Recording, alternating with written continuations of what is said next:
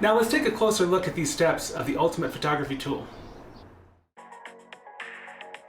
Step 6. Take the image.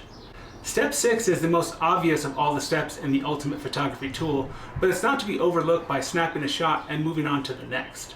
Yes, the action is simple, but it is a culmination of the steps you have taken to create an amazing image.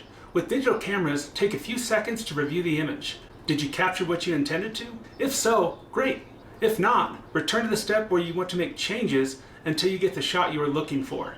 Each time you follow the steps, you will start taking better images and take your shots to the next level.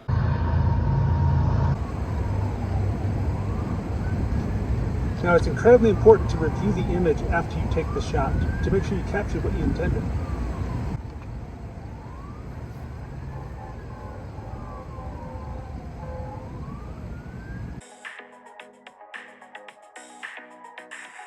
Tips for using this step. Number 1, consider using a tripod for slower shutter speeds. Number 2, when reviewing the back of the camera, check for focus, depth of field on the main subject.